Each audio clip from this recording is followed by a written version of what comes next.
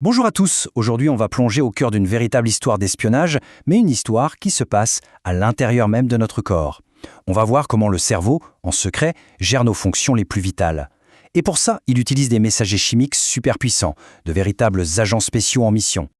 C'est une question qu'on ne se pose jamais. Et pourtant, la soif, la pression artérielle, tout ça, ce sont des systèmes ultra complexes qui sont maintenus en équilibre parfait chaque seconde sans qu'on ait à lever le petit doigt. Alors, comment c'est possible ? Eh bien, c'est exactement ce qu'on va décortiquer ensemble. Alors, la réponse, elle se trouve dans une toute petite partie du cerveau, une structure minuscule mais incroyablement puissante. On l'appelle l'axe hypothalamo-hypophysaire. C'est un nom un peu compliqué, mais il faut juste retenir que c'est le centre de commandement du corps. C'est lui qui tire toutes les ficelles en coulisses. Absolument tous les ordres partent de là. Bon, dans ce centre de contrôle, il y a deux acteurs principaux. D'abord, on a l'hypothalamus, c'est le grand patron, celui qui donne les ordres. Et juste en dessous, il y a l'hypophyse, on l'appelle aussi la glande pituitaire, c'est elle qui exécute les ordres. Et ce qui va nous intéresser aujourd'hui, c'est une partie bien précise de cette glande, sa partie arrière, la neurohypophyse. La neurohypophyse, c'est très important de le comprendre. Ce n'est pas une usine de fabrication. C'est plutôt un entrepôt. Ou mieux, une sorte de centre de dispatching ultra sécurisé.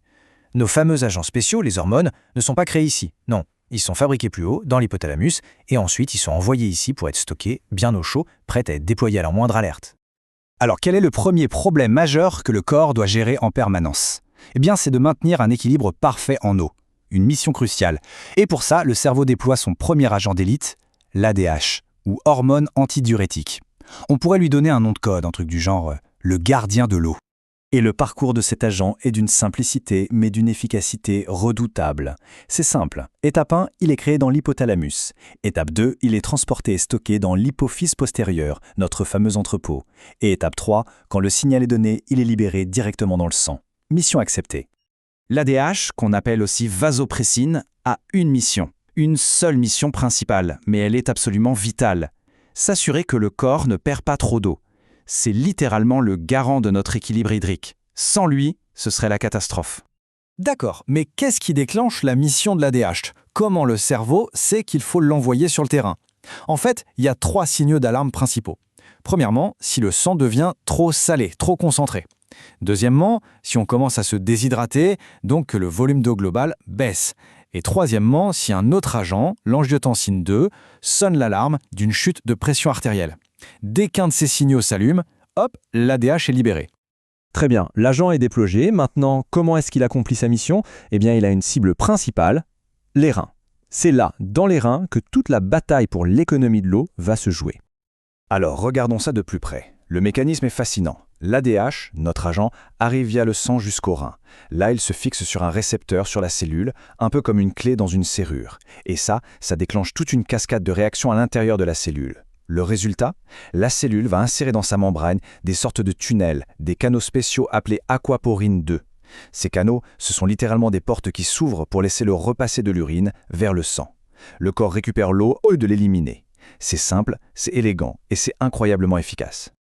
Mais attention, l'ADH a plus d'un tour dans son sac. Ce n'est pas un agent avec une seule compétence. En fait, on pourrait dire qu'il a un trousseau de clés, et chaque clé ouvre une serrure différente pour déclencher une action différente. Et justement, voilà ces 2 modes d'action principaux. Quand il utilise la clé V2, il ouvre les serrures sur les reins. C'est ce qu'on vient de voir, il fait réabsorber l'eau. Mais quand il utilise sa clé V1, il ouvre des serrures qui se trouvent sur les vaisseaux sanguins. Et là, l'effet est différent, il provoque leur contraction. Ce qui fait monter la pression artérielle. C'est un agent doublement efficace. Non seulement il augmente le volume de sang en retenant l'eau, mais en plus il augmente la pression en resserrant les tuyaux. Un vrai coup double.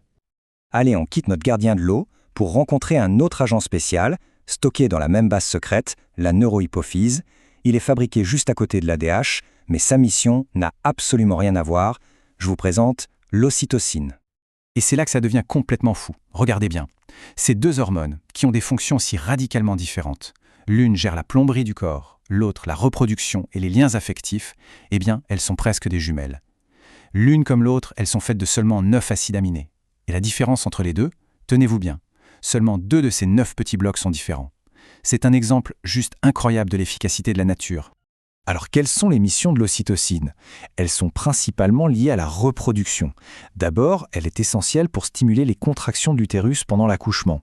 Ensuite, elle est tout aussi cruciale pour déclencher l'éjection du lait pendant l'allaitement.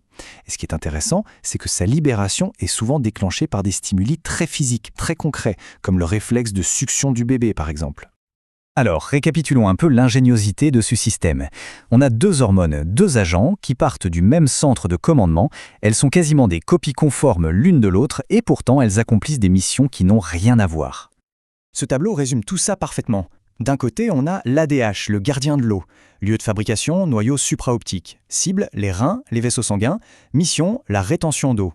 De l'autre côté, l'ocytocine, l'hormone du lien. Lieu de fabrication, noyau paraventriculaire, juste à côté. Cible, l'utérus, les glandes mammaires. Mission, la contraction musculaire. Des origines proches, une structure quasi identique, mais des missions complètement différentes. 2. Voilà, c'est le chiffre qu'il faut retenir de toute cette histoire. Juste 2 petits acides aminés de différence. C'est tout ce qu'il a fallu à l'évolution pour transformer un plombier en une hormone clé de la naissance et du lien maternel. C'est quand même extraordinaire. Et ça nous laisse avec une dernière pensée, une question pour la route.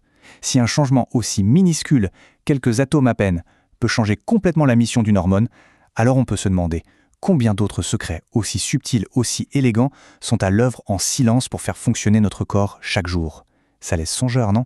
C'est une belle leçon d'humilité et d'émerveillement face à la complexité du vivant. Merci d'avoir suivi cette analyse.